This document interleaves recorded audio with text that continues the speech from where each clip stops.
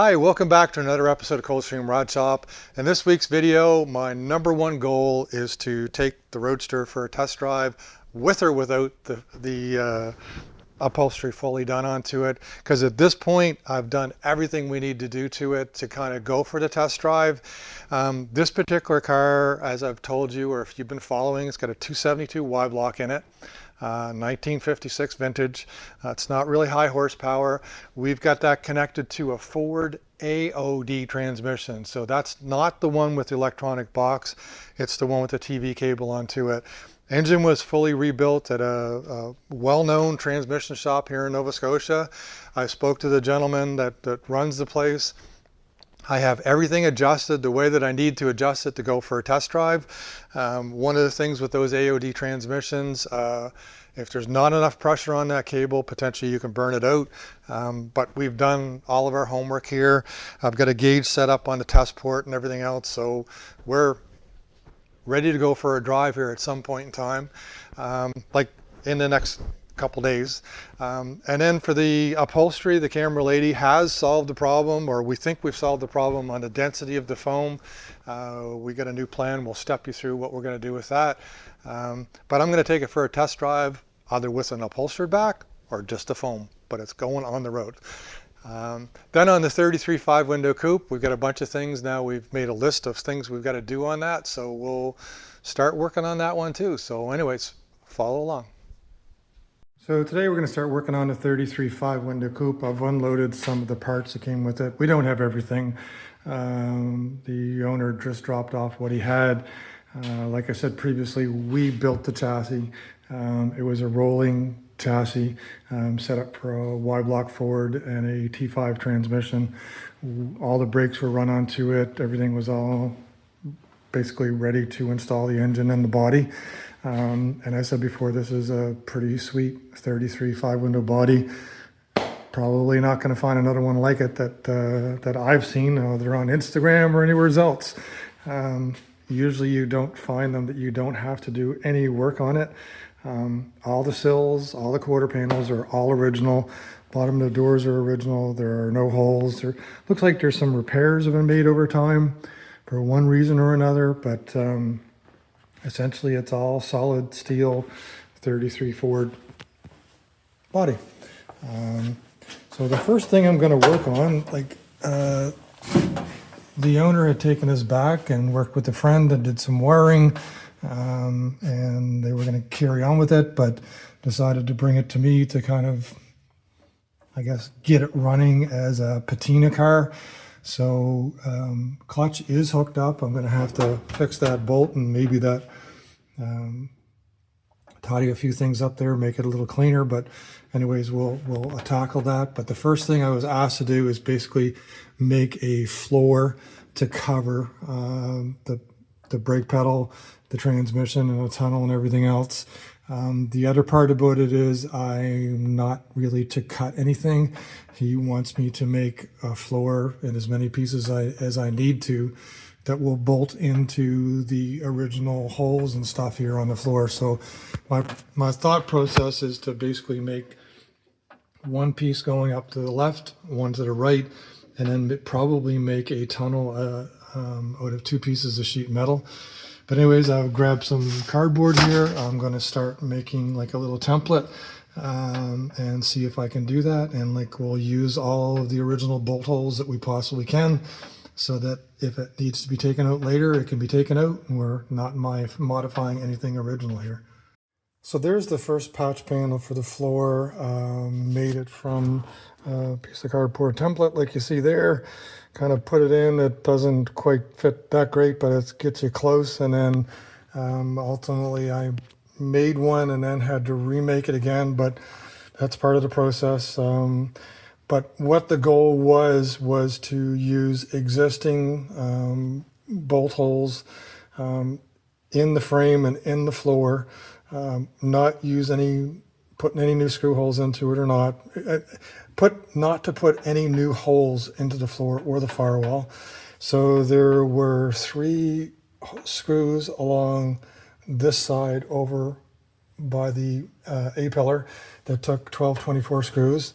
And then there was one right there where I'm pointing And then along the floor there was some 5/16 fine thread bolts that I was able to put in. Now, I did put a couple beads into this, pre-stretch the metal like I normally do, and I put a couple beads in. That's just to give the metal some rigidity. It's not for, I mean, it's for looks, obviously, is when you cover it up, but it's just basically to stiffen the metal up.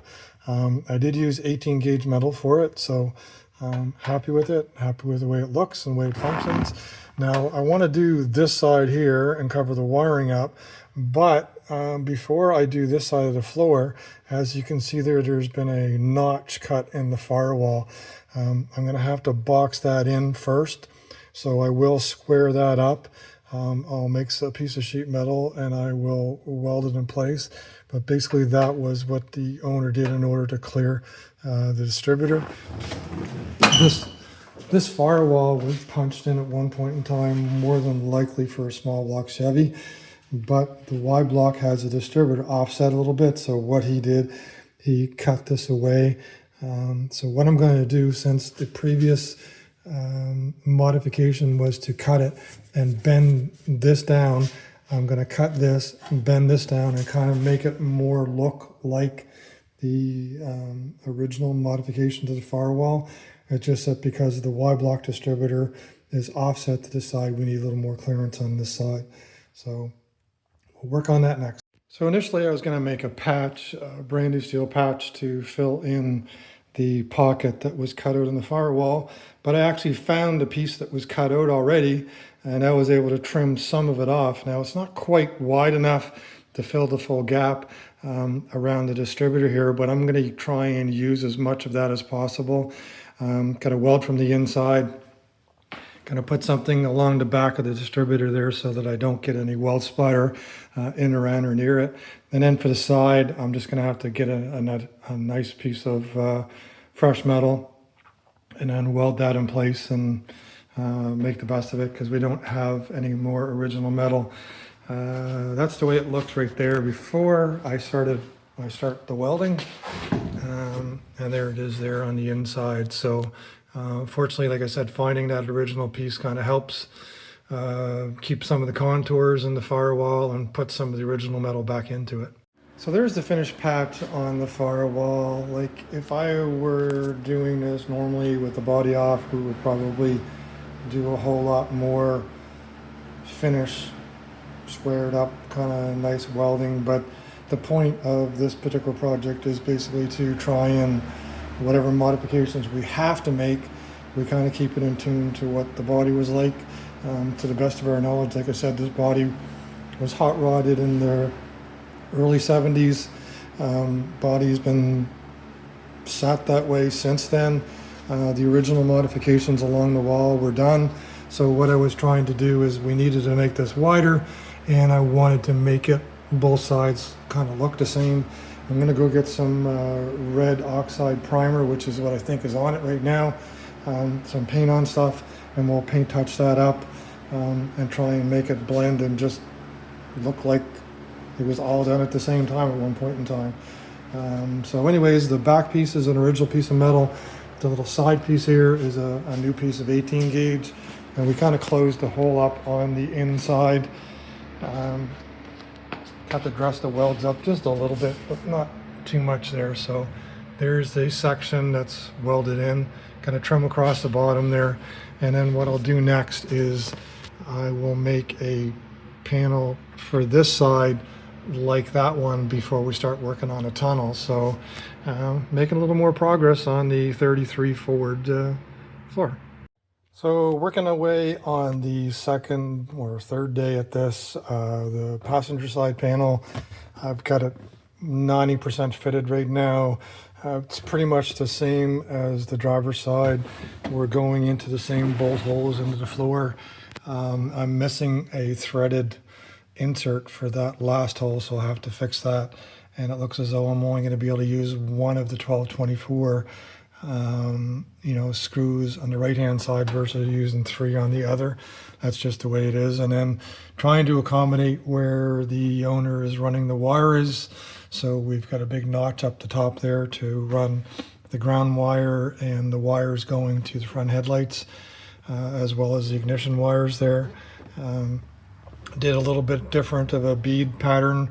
Again, this is just a matter of stiffening the panel up some versus trying to make it look good, but it's always nice to do a good job while you're at it. So, and then up in the, I don't know if you can see it right there, but right there, had to do a little dog leg or whatever, and then weld the corner up so it will go around the setback on the firewall. I will put a couple sheet metal self-tapping screws across the top there. Oh, light went out, so we'll finish this up. But anyways, the passenger side panel look as though it's coming along really well. Hopefully we're gonna start working on the transmission tunnel very shortly. Today we're back at the Camera Lady's Roadster. We've sorted out a few things with the foam, been playing around with the different densities, different thicknesses, and we've come up basically with a pretty good fit right now. We've got the foam shaped in place so that I can sit back far enough that I'm underneath the potential roof, I guess, in the future, and looking through the windshield. I'm kind of tall. The Camera Lady, I think she's going to have to stretch her feet out a little bit to drive it, but we can always put a cushion behind her. But unfortunately with these seats, they're not adjustable. So we have to make them to fit both of us basically. So right now we're getting at the stage where she's figuring out how to cover these corners and whatnot. Got some batting on the top of here to make it a little softer. But essentially she's in the process now of doing the tuck and roll, the reds piping and whatnot to cover this. We think the foam is where we want it to be. Got the seat belts installed, connected to the frame, and we're good to go, I guess, to try fitting on the vinyl on this and inching one more step ahead on the Camera Lady's Roadster. Well, today I'm back at the 33 Ford, working on the floor section. Now we're doing the transmission hump, the tunnel. I'm going to do it in two pieces and potentially, not sure if I'm going to weld the two pieces together or have the two pieces separate.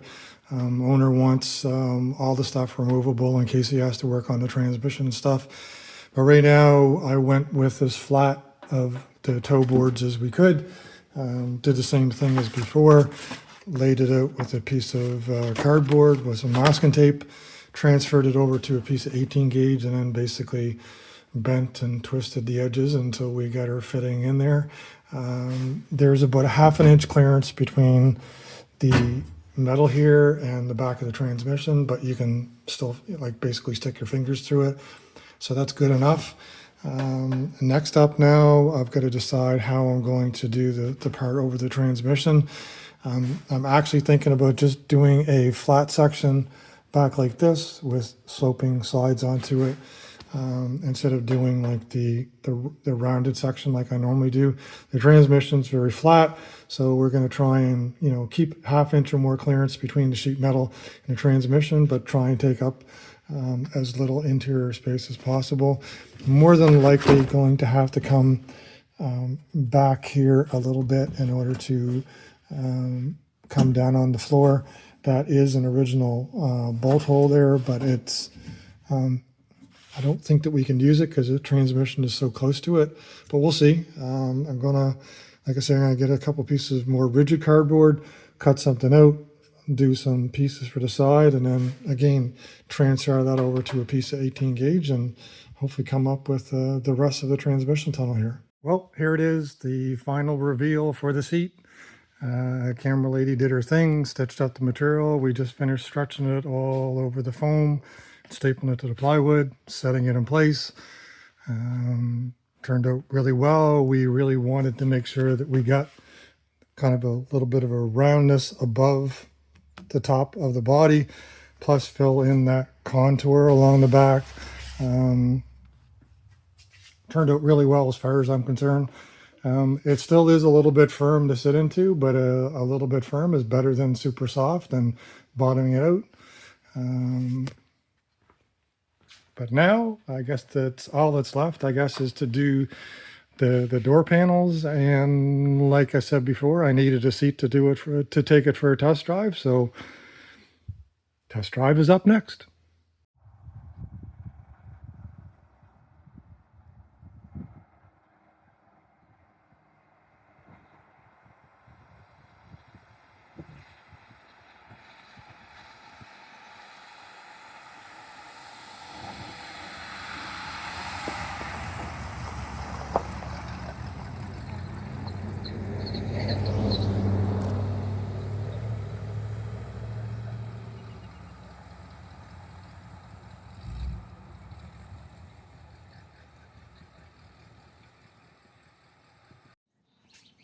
Made it safe back. Everything worked good. Gonna have to adjust the TV cable. She's shifting, but it's not shifting enough. So I suspect we don't have enough tension onto it, but that's kind of what I talked about with the transmission guys. So for first run, didn't over rev, went down the road straight, braked okay, forward, reversed, blinkers, everything's good. So just a little more fine tuning. So today I'm back working on the 33 Coupe transmission tunnel. We've got the forward section done, and today I was kind of messing around with some cardboard to see where we were to make the back section.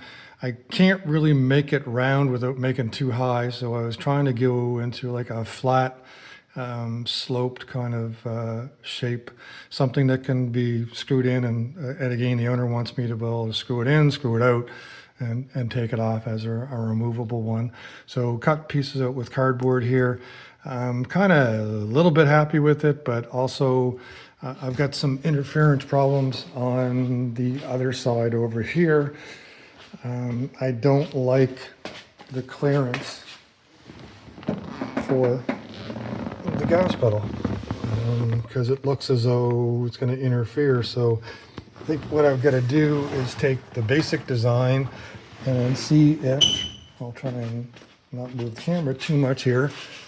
The top of the transmission is quite flat, so I think I'm going to take this design now and see if I can flatten it off here so that drops this section so that it'll have more access to the gas pedal. So it's going to be a little bit more of a complex shape. I may have to make the top section, make the side pieces and weld them together, but that's okay. It'd be really cool to be able to make this out of one piece of sheet metal, make a whole bunch of bends and screw it in place, but maybe I can, but it's all going to be a matter of how much time do we put into this.